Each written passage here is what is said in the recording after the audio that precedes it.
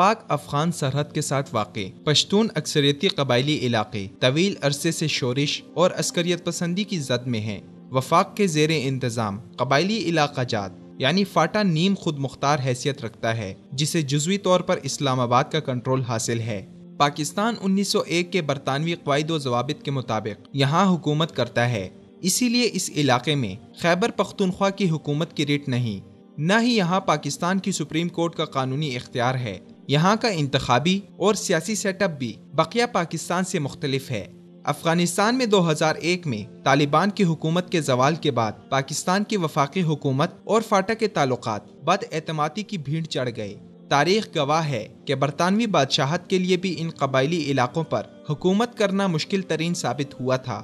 مارچ 2017 کے آغاز میں پاکستان کی وفاقی کابینہ نے فاٹا اصلاحات کی منظوری دی، جس میں اس خطے کا خیبر پختونخوا کے ساتھ ادغام اور برطانوی دور کے فرنٹیئر کرائم ریگولیشن یعنی FCR کی منسوخی ہے۔ ان اصلاحات کے حامیوں کا کہنا ہے کہ اس علاقے کی پسماندگی اور ترقیاتی منصوبوں کی کمی انتہا پسند گروپوں کی راہ ہموار کرتی ہے۔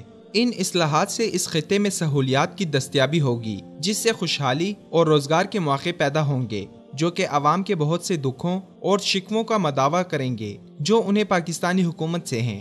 کچھ ماہرین کی رائے میں فاٹا کے انضمام کا یہ منصوبہ تبدیل شدہ جغرافیائی اور سیاسی صورتحال میں اس علاقے کو کنٹرول کرنے کا ایک نیا طریقہ ہے۔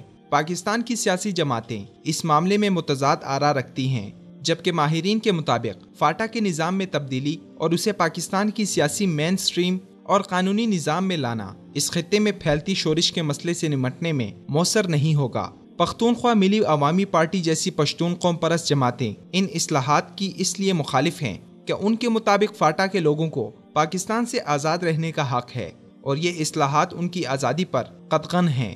افغانستان یورین لائن کو تسلیم کرنے سے ہمیشہ انکاری رہا ہے اور اس خطے سے تاریخی تعلقات کی بنا پر اس پر اپنا حق جماتا ہے۔